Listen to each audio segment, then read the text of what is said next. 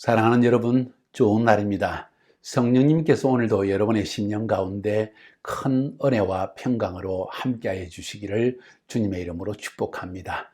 오늘 참 특별한 날이고 좋은 날입니다. 왜냐하면 온전한 회복의 복음에 대한 시리즈 설교를 마무리하는 마지막 날이 되기 때문입니다. 마지막이라니까 좀 안타까운 면도 있지만은 28편에 관한 설교를 들었고 오늘 29편째 시리즈 설교를 듣게 되어집니다. 복음은 사실은 이 29편으로도 다 마무리할 수 없을 정도로 엄청난 은혜가 풍성함이 넘치는 귀한 하나님의 계시의 말씀입니다. 저는 이 온전한 회복의 복음의 시리즈 말씀을 모든 사람들이, 모든 민족이, 또 모든 불신자들이 듣고 믿어서 구원받게 되기를 간절히 저는 소망하고 있습니다. 자, 그래서 오늘 이 마지막 이 시리즈를 마무리하는 설교를 하려고 하고 또 여러분에게 먼저 감사를 드리고 싶습니다. 첫날 이 시리즈 설교를 듣기 시작하면서 이 마지막 편까지 계속 따라서 듣는 것이 쉽지 않았을 것입니다. 매주일마다 이 말씀을 전했고 29번 오늘째 설교를 하는 것이니까 6개월 이상 이 설교의 말씀을 들었을 것입니다.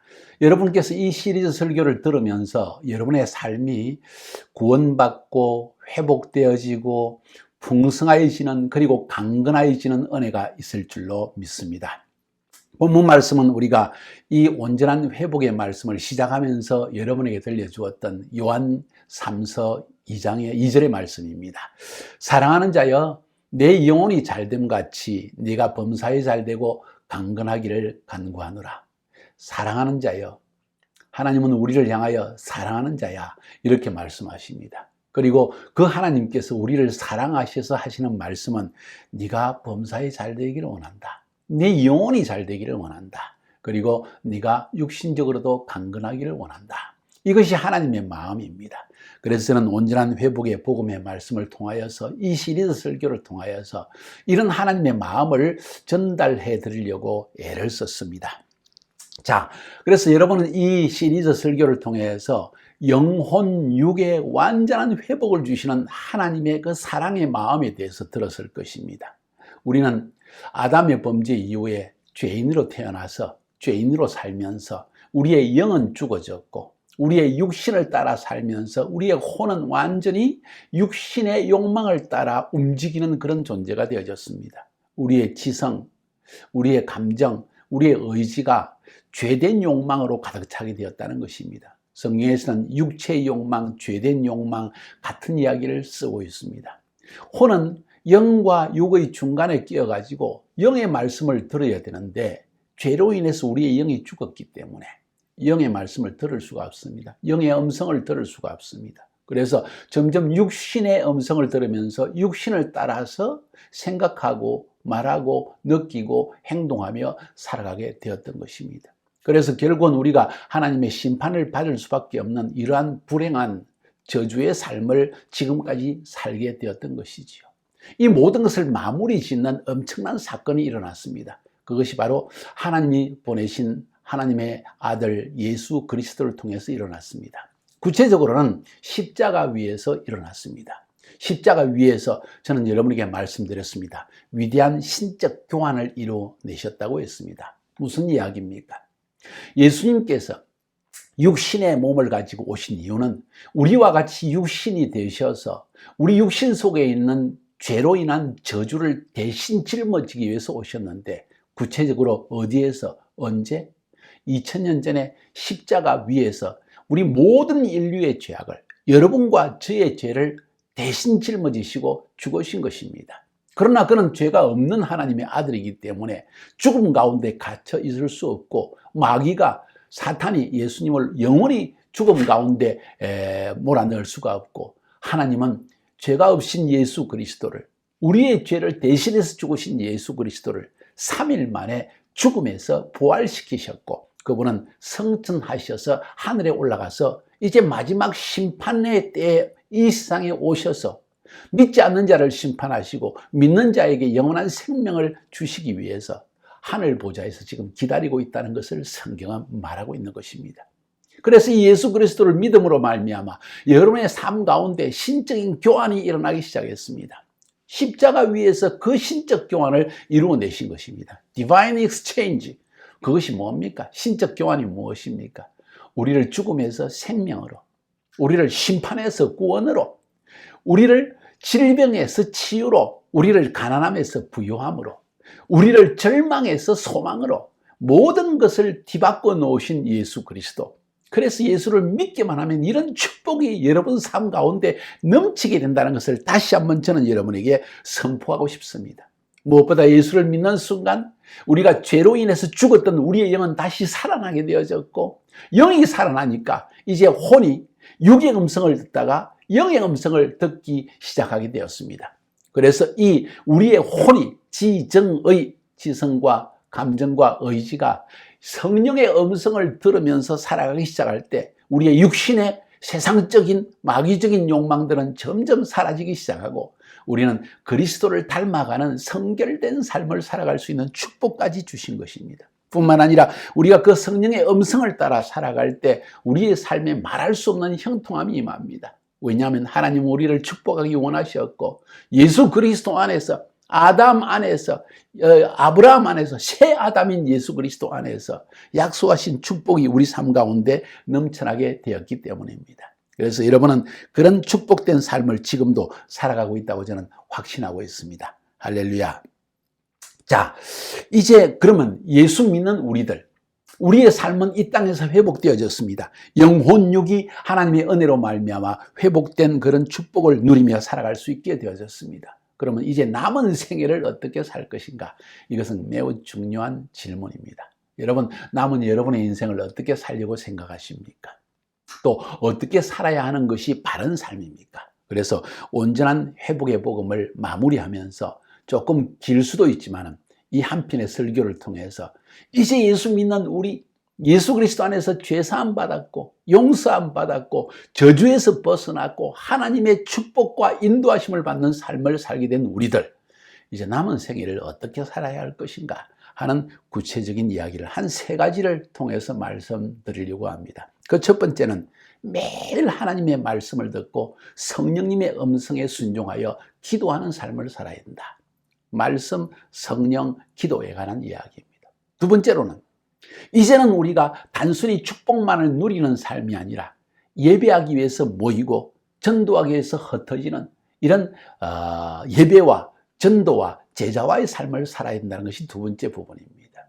세 번째로는 이제 매일 매 순간 이 땅에 소망을 두고 사는 것이 아니라 영원한 하나님의 나라를 소망하며 사는 그런 삶이 되어야 된다. 다시 말해서 삶의 목적 자체가, 방향 자체가 바로 서게 되는 성경적 세계관을 가지고 살아야 된다는 이야기, 이것이 세 번째 부분입니다. 좀 내용이 많습니다. 그렇지만 너무 중요한 말씀이기 때문에 여러분들이 귀를 기울여서 들으시고 이 말씀을 통해서 여러분의 삶의 변화가 일어날 수 있기를 바랍니다.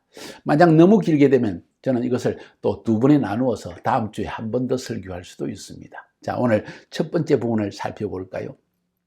예수 믿는 우리, 주 예수 그리스도의 은혜로 말미암아 구원받은 우리, 예수 그리스도 때문에 우리가 완전히 영원한 생명을 얻게 된 하나님의 자녀가 된 이 신분의 변화가 일어난 이 시점에 우리는 앞으로 남은 생에, 어차피 육신은 후패하여져서 나중에 죽을 수밖에 없는 존재가 아닙니까? 그러면 마지막 죽음의 순간까지 나아가는 우리의 삶, 어떻게 살아야 할 것인가? 이제 예수 믿는 우리는 어떻게 살아야 할 것인가? 이것은 굉장히 중요한 주제입니다. 그것은 하나님의 말씀을 따라 성령의 음성을 듣고 기도하며 살아야 한다는 것이 굉장히 중요한 첫 번째 부분입니다. 이것은 마치 매일 매 순간의 삶과 같은 것입니다. 첫 번째, 말씀입니다. 영혼육이 완전히 거듭난 하나님의 사람은 양식을 먹으며 살아야 됩니다. 영이 죽었다가 살아났지 않습니까? 이제 그 영의 양식이 필요합니다. 영의 양식이 무엇입니까? 하나님의 말씀이라고 성경은 이야기합니다. 요한복음 6장 63절에 개역 성경이 너무나 명확하게 번역되었기 때문에 그 말씀을 그대로 읽어봅니다. 내가 너희에게 이런 말이 영이요 생명이니라. 예수님께서 우리에게 주신 말씀, 혹은 구약 성경에 있는 모든 말씀, 예수님은 구약 성경의 말씀을 하나님의 말씀이라고 하셨기 때문에 예수님께서 우리에게 말씀하신 그 구약의 말씀과 신약의 모든 말씀이 영이요 생명이다. 이 말은 무슨 말인고 하니 바로 그것이 우리의 영의 양식이 되어진다는 이야기입니다. 사랑하는 여러분, 이 부분이 굉장히 중요합니다. 다른 말로 표현하면 매일매일 영의 양식을 먹지 않는 사람은 죽음을 맞이하게 된다는 거예요. 혹은 내 영이 점점 건강을 잃어버린다는 것입니다. 영이 건강하지 않으면 우리 마음속에 절망이 찾아오고요, 평안이 사라지고요, 부정적인 생각이 떠오르고요, 사람이 파괴적이 되어집니다. 그 사실 때문에 우리는 매일 매순간 영의 말씀을 먹으며 살아가야 됩니다. 기도 중요합니다. 성령님의 음성을 듣는다 중요합니다. 그런데 하나님의 말씀을 먹지 않으면 내 안에 영의 말씀이 없기 때문에 내 영이 건강하지 못하다는 것입니다. 영이 건강하지 못하면 기도하는 중에 성령의 음성도 잘못된 악령의 음성을 들을 수도 있는 것이지요. 분별력이 없어진다는 것입니다. 그래서 굉장히 중요한 것이 우리가 말씀을 매일 먹는 것이 필요하다. 이 말씀입니다.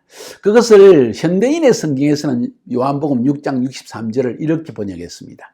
생명을 주는 것은 하나님의 영이며 인간의 육체는 아무 쓸모가 없다.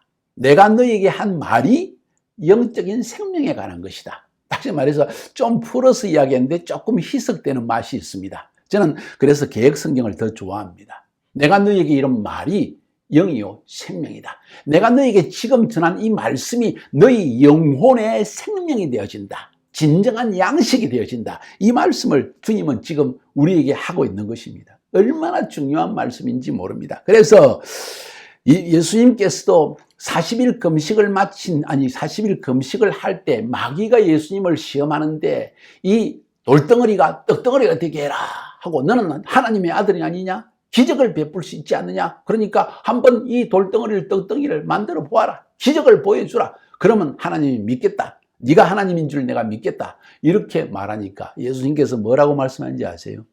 사람이 빵으로만 살 것이 아니요 하나님의 모든 말씀으로 살아야 한다고 쓰여져 있다 하고 성경을 탁 들어져 있습니다. 하나님의 말씀 안에 신명기에 있는 하나님의 말씀을 인용하면서 구약 성경의 말씀을 인용하시면서 사람이 빵으로만 사는 게 아니야, 하나님의 입으로 나오는 말씀으로 사는 것이야, 이렇게 말씀하셨다는 것입니다. 무슨 말씀입니까? 사람이 떡으로만 산다면 육의 존재이지만 하나님의 말씀으로 사는 사람은 영의 존재이다. 영이 우리의 삶을 풍성하게 하고 영이 우리의 삶을 바른 길로 인도하는 것이다. 그것도 하나님의 말씀이 우리의 영을 살려주기 때문에 우리는 매일매일 말씀을 먹고 살아야 한다. 그래서 말씀을 매일 읽는 성도는 그 심령 속에 하나님의 지혜가 넘쳐나게 되어 있습니다. 매우 중요합니다. 이 말씀을 매일 먹는 성도 결코 이단에 빠지지 않습니다. 그 안에 하나님의 생명이 풍성하게 넘치기 때문에 이단이 역사할 틈이 없다는 거예요. 매일 하나님의 말씀을 연구하는 성도들은 인생의 바른 길이 뭔지를 알게 됩니다. 왜냐하면 하나님의 말씀은 사랑하는 그의 자녀들이 어떻게 바로 살아야 할 것인가를 가르치는 것이 하나님의 말씀이기 때문입니다. 이 영의 말씀인 하나님의 말씀을 통하여서 우리는 바른 판단을 할 수 있게 되어지고, 그래서 바른 길을 걸어가게 되어지고, 그래서 하나님의 축복이 우리 삶 가운데 넘치게 되는 것입니다. 매일 그래서 이 말씀을 듣는 성도들은 그 마음속에 평안뿐만 아니라 믿음과 소망이 넘쳐나게 되어 있습니다. 하나님의 말씀은 우리를 절망케 하는 말씀이 아니기 때문입니다. 그 하나님의 말씀은 우리 마음속에 하나님이 우리를 위해서 예비하신 풍성한 은혜를 미리 맛보게 하고 또 소망하게 만들어주고, 그 하나님의 말씀은 우리 안에 하나님의 기적을 소망하는 마음과 믿는 마음과 그것을 체험하는 은혜를 우리에게 부어주시는 것이기 때문입니다. 한번 오늘부터 시작해 보십시오. 지금까지 예수 믿고 교회를 다니면서도 매일 말씀을 상고하며 하나님이 내게 주시는 음성을 듣지 못했다면 사랑하는 여러분, 지금이야말로 그때입니다. 말씀을 읽으세요. 제가 종종 말씀드린 것처럼 단순히 말씀은 읽어서 되는 것이 아닙니다. 들어서 되는 것이 아닙니다. 제일 중요한 것은 말씀을 깨달아야만 합니다. 하나님이 우리에게 말씀을 주신 이유는 그냥 읽어라, 통독해라 이것을 위해 주신 게 아니에요. 하나님의 말씀은 우리가 깨닫게 하기 위해서, 깨닫는 순간 이것은 영의 양식이 되어지고 우리의 영은 죽었던 영이 살아나고 절망했던 영이 소망을 얻게 되고 불신하던 마음속에 하나님을 신뢰하는 믿음이 살아나고 절망하는 가운데 있던 우리의 영혼이 하나님을 소망하면서 다시 일어날 수 있는 힘을 얻게 되는 것이 하나님의 말씀이기 때문입니다. 사랑하는 여러분, 그래서 오늘부터 매일 말씀을 연구하세요. 깨달을 때까지 읽으세요. 깨달음이 없는 상태에서 읽고 지나가 버리면 그것은 하나님의 말씀을 먹은 것이 아닙니다. 내 영의 양식이 되지 못한다는 이야기입니다. 이해하시겠죠? 굉장히 중요한 말씀입니다. 그래서 거듭난 성도들, 앞으로 인생을 어떻게 살 것인가? 내 영의 양식을 먹이면서 살아라. 매일 하나님의 말씀을 상고하라 하는 말씀을 드렸습니다. 두 번째로, 영혼적으로 완전히 거듭나서 하나님의 은혜를 경험한 사람, 이제 어떻게 살아야 할 것인가? 성령의 음성을 들으면서 살아야만 합니다. 성경에 보면 고린도전서 3장 16절에 여러분은 하나님의 성전인 것과 우리가 하나님의 성전이라는 거예요. 성령님이 여러분 안에 계시다는 것을 모르십니까? 하고 사도 바울은 고린도전서에서 묻고 있습니다. 이 무슨 말입니까? 왜 성령님이 우리 안에 거하십니까? 하나님의 영, 거룩한 영이 바로 성령 아닙니까? 그 거룩한 영이 우리 안에 거하시는 이유가 무엇입니까? 우리를 거룩한 길로 걸어갈 수 있도록 가르치기 위한 것입니다. 그 말은 성령님은 우리 안에서 우리에게 바른 길을 보여주고 인도하기 위해서, 가르치기 위해서 오신 분이 성령님이라는 것입니다. 그래서 이 성령님을 귀중히 여기고 그 영의 음성에 귀를 기울이는 사람은 그 인생에 하나님의 엄청난 축복을 맛보며 살아갈 수 있고 매일 매순간 그 삶이 정결케 되어져서 모든 사람에게 사랑을 받고 하나님께 사랑받는 그런 존재가 될 수 있다는 것을 여러분이 기억하시기 바랍니다. 그래서 매 순간 성령님의 음성에 귀를 기울이고 살아가는 성도는 인간적인 생각에 빠져들지 않습니다. 결코 자기 생각대로 논리대로 말하거나 행동하지 않고 성령님이 내 안에 주시는 음성을 따라서 말하고 생각하는 사람이 될 수 있다는 것입니다. 또 매 순간 성령님의 음성을 듣고 성령님이 내게 주시는 마음의 감동을 따라 살아가는 사람은 하나님의 기적을 체험합니다. 성령님이 내게 이건 해도 좋겠다, 이건 안 했으면 좋겠다, 사랑하는 아들아 하는 그런 마음의 감동을 느끼는 사람들, 이런 사람들이 하나님의 음성대로 순종하며 살아갈 때 그 삶에 하나님의 기적을 체험하게 되는 거예요.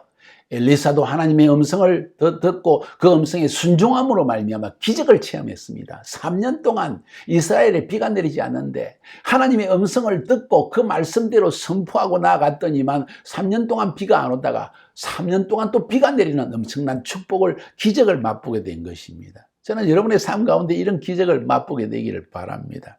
뿐만 아니라 매 순간 성령님과 동행하는 삶을 사람은 그 마음속에 평강이 넘쳐나게 되어 있습니다. 여기서 말하는 동행이라는 이야기입니다. 매 순간 성령님과 동행하면 여러분의 마음속에 평강이 있다는 것입니다. 왜냐하면 하나님의 영이 우리에게 주시는 마음은 평안의 마음입니다. 모든 사람과 함께하는, 그리고 이런 연합과 일치의 마음입니다. 우리 마음속에 평안함을 주십니다. 사방으로 오기삼을 당하고 사람들이 나를 비난하고 내 마음속에 절망이 들어오려는 순간에 성령님의 음성을 딱 들으면, 그분과 동행하면 내 마음의 모든 어둠은 떠나가고 절망의 심령도 떠나가고 평강이 훨훨 넘쳐나게 된다는 것입니다. 여러분의 삶이 그렇게 되기를 바랍니다. 그렇다면 매일매일 순간 성령님의 음성에 귀를 기울이십시오. 마태복음에서 예수님께서 열처녀의 비유를 통해서 말씀하지 않으셨습니까? 신랑 대신 예수님이 재림하신다고 말씀하셨습니다. 그런데 열처녀 가운데 5처녀는 등불은 준비했는데 기름을 준비하지 않았고 5처녀는 등불과 함께 기름을 준비했습니다. 어차피 주님 오실 때까지 많은 성도들이요, 새 속에 물들어서 영적으로 잠드는 삶을 살게 되어 있습니다. 기다리다 지쳐서 온다 해놓고 아직 안 오시니까. 근데 이 5처녀는 지혜로워가지고 기름을 준비했습니다. 그 말은 거듭나서 성령님이 그 안에 거하고 있다는 것입니다. 신랑이 오신다는 소리를 갑자기 들었습니다. 큰 소리, 신랑이 오신다, 일어나라 하니까 이 10처녀들이 벌떡 일어나서 보니까 5처녀들은 분명히 등불에다 기름을 붙였는데 기름이 떨어져서 여분의 기름이 없어서 등불을 켜지 못하고 신랑을 맞이하지 못했다는 거예요. 근데 다른 5처녀는 지혜로워서 등불을 활활 태우고 기다리다 잠이 들었지만은 또 여분의 기름을 준비했기 때문에 신랑이 온다는 그 감동과 그리고 징조를 보았을 때 깨어서 성령의 기름을 다시 부어가지고 영혼이 다시 한번 살아나게 되어져서 신랑 되신 주님을 만나는 축복을 누렸다는 것입니다. 이게 바로 성령님입니다. 매 순간 성령님의 동행하는 삶을 가르치기 위해서 예수님께서 이 말씀을 하신 것입니다. 그래서 이렇게 매 순간 성령님의 임재를 느끼며 살아가는 성도가 세속에 빠져들지 않습니다. 세상적인 것에 빠져가지고 하나님을 잊어버리고 예배도 잊어버리고 기도도 잊어버리고 말씀도 잊어버리고 이렇게 세속에 빠져서 결국은 신랑 되신 주님이 오실 때 주님 오신다는 것도 알지 못한 채 문 밖에서 이를 갈며 분을 뜰 때가 있다. 애통할 때가 있다 하고 성경은 말하고 있습니다. 저는 여러분이 그런 성도가 되기를 원치 않습니다. 주님은 곧 오십니다. 여러분 준비하십시오. 기름을 준비하십시오. 그것은 성령님을 내 마음에 모셔드리고 매 순간 성령의 기름 가운데에서 밝은 빛 가운데 살아감으로 신랑 되신 주님이 다시 오실 때 부끄러움을 당하지 않게 하라는 그런 이야기입니다. 이해가 되시죠? 그래서 매일 말씀을 들어서 영의 양식을 먹고 또 성령님의 음성을 들어서 내 마음의 평강을 유지할 뿐만 아니라 하나님의 기적을 체험할 수 있기를 바랍니다. 세 번째로 중요한 것은 기도입니다. 기도는 하나님의 인도를 따라서 하나님의 뜻을 성취하기 위해서 반드시 필요한 것입니다. 거듭난 성도들 그 삶 가운데 가장 중요한 것이 뭔지 아십니까? 하나님의 뜻을 성취하며 사는 삶입니다. 여러분이 거듭나는 순간 하나님 뭘 원하십니까? 나 같은 죄인을 구원하여 주셨으니 내가 뭘 하기를 원하십니까? 하고 기도하지 않습니까? 그때 하나님께서 뭔가 여러분에게 하나님의 뜻이 너를 통해서 하나님이 하시고자 하는 일이 무언가를 보여주실 것입니다. 여기서 중요한 것은 하나님이 보여주셨지만 그 하나님이 나를 통해서 하실 일을 성취하기 위해서 굉장히 중요한 것은 기도라는 것입니다. 왜요? 하나님은 그의 일을 행하실 때 기도하는 누군가의 기도를 통해서 역사하시기 때문입니다. 기도하지 않는 사람을 통해서 역사할 수가 없습니다. 물론 하나님의 큰 은혜가 임하게 되면 기도도 하지 못하고 절망 가운데 있을지라도 하나님께서 은혜를 베풀 수도 있을 것입니다. 그러나 성경은 우리에게 말씀합니다. 기도는 하나님의 능력을 하늘에서 땅으로 가져오는 그런 권능이 된다는 것입니다. 뿐만 아니라 이 기도는 우리의 영혼의 호흡과도 같습니다.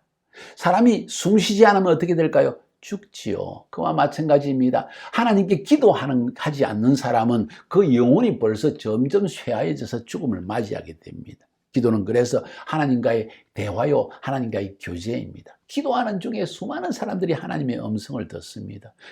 기도하는 중에 하나님의 뜻이 뭔지를 분별하게 되어집니다. 그리고 그 하나님의 뜻을 분별하면서 주님 이 일을 이루어 주시옵소서, 하나님의 뜻이오니 이루어 주시옵소서 하고 기도하고 그 기도로 말미암아 하나님의 응답이 오게 되어져서 기적을 체험하게 되는 것입니다.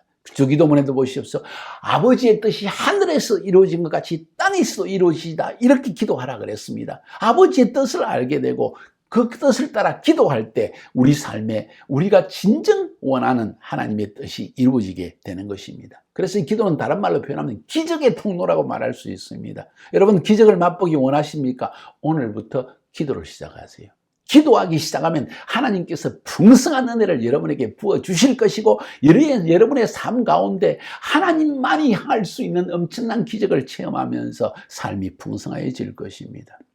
그래서 이렇게 기도하는 사람이 매일 하나님의 인도하심을 맛보게 되어지고 기적을 체험하여서 결국 주님 앞에 섰을 때 부끄러움이 없는 정말 감사가 넘치는 인생을 살 수 있게 될 것입니다. 성경에 보면 아브라함도 매일 하나님과 대화하며 살았다고 했습니다. 그 음성을 들었습니다. 그 마음의 감동을 느꼈습니다. 그것을 따라 순종하며 살았고 하나님께 기도할 때 하나님은 응답해 주셨습니다. 아브라함의 기도로 말미암아 소돔과 고모라가 멸망당할 때 롯과 그의 가족이 다 구원받지 않았습니까? 기도입니다. 모세도 광야에서 하나님의 인도를 받기 위해서 하나님께 간절히 기도했습니다. 이스라엘 백성이 금송아지를 만들어서 하나님의 심판을 받아 죽을 수밖에 없는 상황이 있을 때 이스라엘을 위해 중보하면서 주여 차라리 나를 죽일지언정 이들을 살려주시옵소서 하고 하나님께 간절히 매어달렸고 하나님은 그 기도를 들으셔서 이스라엘의 죄를 용서해 주셨던 것입니다. 여러분의 기도가 수많은 사람의 죄를 덮어준다는 것을 기억하시기 바랍니다. 다윗은 보니까 그가 왕으로서 얼마나 바쁜 사람인데도 불구하고 하나님의 성막에서 천막을 쳐놓고요. 기브온 산당에 천막을 쳐놓고 하나님 앞에서 밤낮으로 기도하며 교제하며 살았다고 이야기합니다. 시편의 대부분의 기도들은 바로 이 다윗의 기도로 말미암아, 이런 성막 안에서의 기도로 말미암아 어떤 하나님의 계시를 우리에게 전달하는 것입니다. 오늘날도 하나님의 기적을 맛보는 수많은 성도들의 간증들은 뭔지 아십니까? 그들의 대부분은 기도하는 사람들이었다는 것입니다. 저는 여러분이 오늘 이 말씀과 성령님의 음성을 듣고 순종하며, 그리고 그 성령님의 음성을 따라 주님의 뜻을 분별하였을 때 하나님의 뜻이 내 삶에 이루어지게 해달라고 간절히 기도하면서 기적을 체험하는, 하나님의 임재를 체험하는, 오늘도 살아계신 하나님과 동행하는 그런 여러분이 되기를 주님의 이름으로 축복합니다. 자, 두 번째, 세 번째는 다음 시간에 또 해야 될 것 같습니다. 결국 온전한 회복의 복음은 30번에 걸쳐서 여러분에게 전달하게 되어질 것입니다. 다음 시간을 기대합시다. 하나님은 우리를 사랑하십니다. 이제 예수 믿은 우리들 매일 말씀을 먹고 내 영의 양식을 먹으면서 매일 성령의 음성을 들으면서 기도하여서 하나님의 기적을 체험하며 살아가야 할 것입니다. 승리하시기를 주님의 이름으로 축복합니다.